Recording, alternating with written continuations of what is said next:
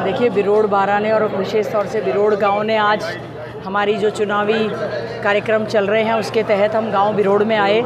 मैं धन्यवाद करती हूं बिरोड़ बारा की सारी सरदारी का, गांव बिरोड़ का, सभी सम्मानित साथियों का, जिन्होंने बहुत ज़ोरदार तरीके से स्वागत किया है। और मेरे को अपनी ज़िम्मेवारी का बहुत ज़्यादा एहसास हो रहा है कि जो स्वागत किया है इसका मतलब हमारी बहुत बड़ी एक ज़िम्मेवारी है।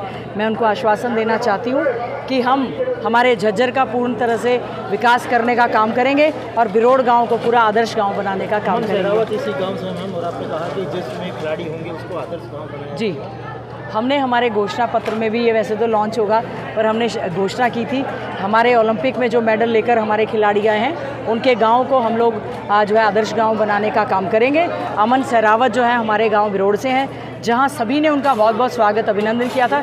साथ ही साथ में हमने कहा है कि बिरोड़ गांव को हम आदर्श गांव बनाने का काम करेंगे। मैडम, नायब सिंह सैनी का बयान आया है कि कांग्रेस बूढ़ी हो चुकी है, आयुष्मान कार्ड के तहत इलाज कराया जाए, इस प्रकार का बयान उन्होंने दिया है। कल क्या बहुत पुरानी ऐतिहासिक स्वतंत्रता संग्राम में भाग लेने वाली पार्टी है, जिनकी शहादत से देश में आज़ादी मिली है, तो वो हमारे बुज़ुर्ग हैं, हमारे सम्मानित हैं, हमारे महान नेता हैं, जिनकी वजह से आज हम आज़ादी की सांस ले रहे हैं। और इलाज तो हम बीजेपी का ऐसा बांधेंगे, याद रखेंगे। बीजेपी ने जो हमारे प्रदेश के साथ जो किया है, बेरोज़गारी में नंबर 1, क्राइम में नंबर 1, बेटी को बचाने में नंबर 1, और बेटियों के साथ यौन और अपराध में नंबर 1, क्राइम बढ़ रहा है, हमारा युवा पलायन कर रहा है, नौकरी नहीं मिल रही है, किसानों को दाम नहीं मिल रहे हैं, किसानियों पर लाठीचार्ज किया जा रहा है, झूठे मुकदमे बनाए जा रहे हैं, कर्मचारियों की चूड़ी टाइट करने की बात की जा रही है। नायब सिंह सैनी जी थोड़े दिन के लिए मुख्यमंत्री बने हैं, हम उनकी इज्जत करते हैं, लेकिन उनको शिष्टाचार रखना चाहिए। कांग्रेस बूढ़ी नहीं, कांग्रेस तो लगातार तरक्की की राह पर स्वतंत्रता संग्राम से लेकर हमने आज़ादी को दिलवाने का काम किया है। हम इसी संघर्ष में लगातार चलते रहेंगे और हरियाणा को पूरे देश भर में नंबर 1 का राज्य बनाने का काम करेंगे। मनोहर लाल खट्टर जी ने कहा है कि हमें जिसको चाहे हम अपनी पार्टी में शामिल कर सकते हैं, जिसको चाहे हम पार्टी से उनसे किनारा कर लेते हैं। बिल्कुल, मनोहर लाल खट्टर जी ठीक कह रहे हैं, जिसको चाहे। आधी से ज़्यादा बीजेपी तो हमारे साथ आ चुकी है और बहुत सारे लोग हैं लगातार। हमारी बहन कांता जी हैं, पूर्व में मंत्री, बीजेपी में थी, आज हमारे में शामिल हुई। 2019 में डॉक्टर राकेश जी ने चुनाव लड़ा था, वो कांग्रेस में शामिल हुए। साधुराम झामरी जी हैं, वो कांग्रेस में शामिल हुए। रमेश जी गए थे, वो कांग्रेस में शामिल हो गए। पूरे हरियाणा में 50 से ज़्यादा तो पूर्व विधायक और पूर्व मंत्री जो हैं वो कांग्रेस पार्टी में आ चुके हैं। बीजेपी ने, क्योंकि मनोहर लाल खट्टर जी के खिलाफ एंटी इनकम्बेंसी थी, यही कारण था उनको मुख्यमंत्री के पद से हटा दिया गया और पूरा मंत्रिमंडल बदल दिया गया। क्योंकि जेजेपी के साथ तो इन्होंने केवल भ्रष्टाचार, राजनीतिक लाभ के लिए जो है पोस्ट इलेक्शन अलायंस करने का काम किया था और उसके बाद सारा मंत्रिमंडल बदल दिया। पूरी बीजेपी के खिलाफ देयर इज़ एंटी इनकम्बेंसी, बुरी तरह से बीजेपी के खिलाफ लहर चल रही है। लोगों ने मन बनाया कि बीजेपी जा रही है और कांग्रेस आ रही है, उनके कहने से अब कुछ भी फर्क नहीं पड़ता। लोगों ने बदलाव का मन बनाया है और पूरे हरियाणा में जो हवा चल रही है, आदरणीय चौधरी भूपेंद्र सिंह हुड्डा जी हमारे प्रदेश के मुख्यमंत्री बनेंगे।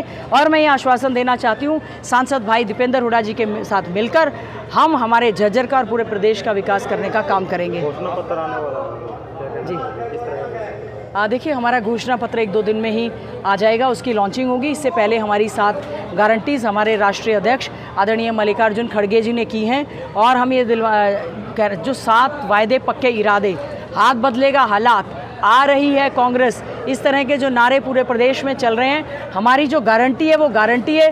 बीजेपी से पूछिए, किसी नेता से पूछ लेना कोई आए तो, कि आपके पिछले घोषणा पत्र में क्या क्या था।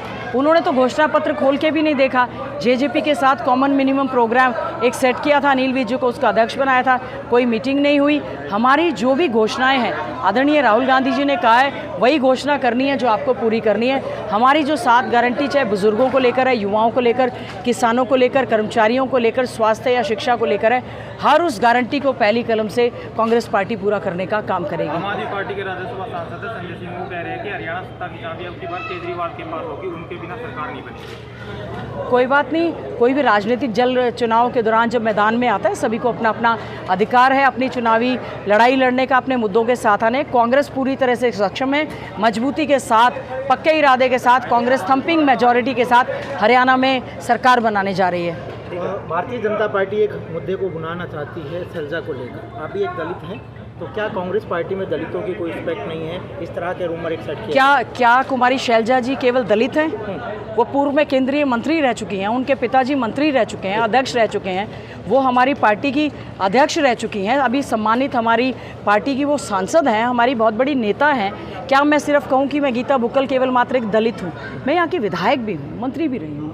इसी प्रकार से कुमारी शैलजा जी का हमारी पार्टी में बहुत बड़ा एक मान सम्मान है। बीजेपी की तो आदत खराब है धर्म जाति बिरादरी के नाम पर जहर घोलने की, और उसी के तहत वो इस तरह का जहर घोलने का काम कर रहे हैं। क्या सुनीता दुग्गल जी एक दलित नहीं थी जिन्होंने भारी मार्जिन से जिसको बीजेपी की टिकट दी है उसको उन्होंने 3.5 लाख वोटों से हराने का काम किया था? उन्होंने उसी की टिकट काट दी। क्या इनके जो दलित मंत्री थे उनकी बीजेपी ने टिकट नहीं काटी? बीजेपी अपने कैडर के दलितों को संभाले, कांग्रेस की वो चिंता ना करें। कुमारी शैलजा जी हमारी सम्मानित नेता हैं। सांसद भाई हमारे चौधरी भूपेंद्र सिंह हुड्डा जी ने भी कहा है वो हमारी बहन हैं। बीजेपी को इसमें इंटरफेयर करने की आवश्यकता नहीं है। हमें उनके पूरे मान सम्मान की पूरा ध्यान है। हमारे राष्ट्रीय जो अध्यक्ष हैं वो भी दलित समाज से हैं, हमारे स्टेट के जो अध्यक्ष हैं वो भी दलित समाज से हैं। बीजेपी ने तो दलितों के साथ अन्याय करने के अलावा कुछ कार्य किए नहीं हैं।